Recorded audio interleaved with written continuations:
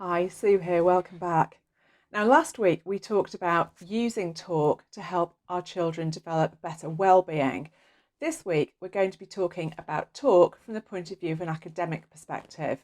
And specifically, we're thinking about how talking through improves thinking through. That's a simple way of saying how we use verbalisation to improve metacognition. Stay with me, I will explain. In 2008, Professor John Hattie did a huge meta-analysis.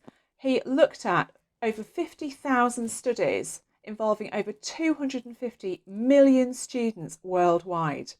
And what he was trying to find out was, what are the inputs that have the greatest impact on pupil learning outcomes? Very, very near the top of the list was metacognition. And you might be sitting there thinking, what on earth is that?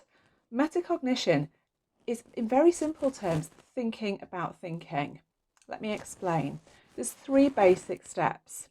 Step one is accessing prior knowledge when considering how to respond to a problem. So, when have I seen a problem like this before? What did I do that worked in solving it? What did I try that didn't work? So step one was accessing prior knowledge. Step two is independent practice. In other words, having a go at solving the problem, drawing on what you know already about solving problems of that kind. Step three is reflection. When you've had a go at the problem, have you solved it? What did you do that worked? If you haven't been able to solve it, then it means something didn't work well, and it means you've got to stop, think, what can I do differently next time? What different strategy should I try to solve the problem? That's all we mean by metacognition. So it's thinking about what we already know, so accessing prior knowledge, having a go, independent practice, and reflecting on what's worked, why it's worked, and what hasn't worked, and why not. And most importantly, if things haven't worked, trying a different strategy to solve the problem rather than just giving up and saying, I can't do it. So, what we know about metacognition is that actually children who are well versed and well rehearsed in a metacognitive approach to problem solving do much better academically than children who don't.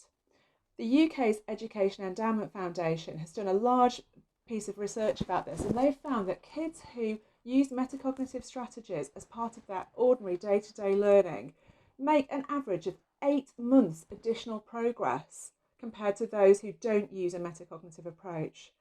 8 months additional progress across the school career. So almost a whole academic year's further progress because of that metacognitive approach to problem solving. So that's why it's definitely worth harnessing this and getting our kids to practice it. But how do we do that? Well, actually, we've got a perfect opportunity during lockdown. We've got time with our children, and I dare say there are plenty of things that they're interested in that give us an opportunity to try some problem solving approaches. So, for example, I would start with something that my child was interested in and wanted to do anyway during a normal lockdown week. So my little boy, Will, is 5 and he loves baking at the moment. One of the things he's really interested in is coming up with his own cake recipes because he wants to kind of go off grid and go his own way. So we would start by accessing his prior knowledge about how to make a cake. What kind of ingredients normally go into a cake? So he knows about things like flour and sugar and baking powder and so forth. So when he's coming up with his own recipe, he would draw on what he already knows about baking cakes. He would draw on the kind of things he knows need to go in a cake. So that's his accessing prior knowledge stage. That's step one. Then he'll assemble all his ingredients, put them together and have a go at baking the cake.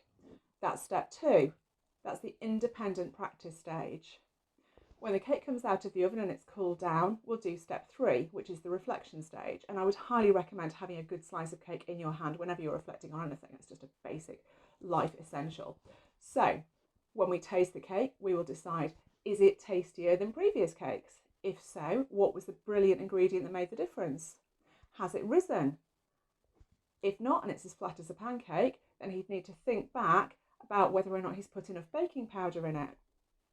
So this level of reflection is not particularly complicated.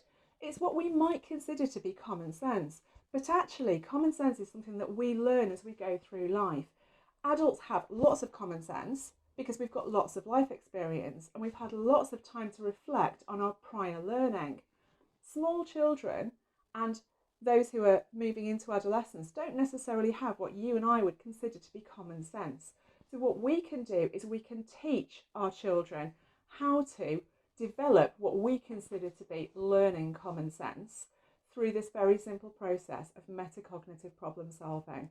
So step one, when have I seen a problem like this before? How did I approach it? Step two, have a go at the problem. Step three, was I able to solve it? Did what I used in the way of strategies work? If so, brilliant, I'll use it again. If I couldn't solve the problem, why not? What was the problem with my problem solving? And how can I take a different approach next time? That's all we mean by metacognitive problem solving. But actually, talking through each of those stages with your child as they are having a go at solving problems is building neural pathways around metacognition. And the more we do that, the more that becomes our children's normal way of responding to problems, the more we develop their academic potential. And most importantly, we actually need to model that ourselves. So rather than just internalising the way we solve problems at home, actually, if we can talk aloud through our own thought process as we are responding to a problem, we're modelling really, really brilliantly for our children what grown-ups do when they are solving tricky problems.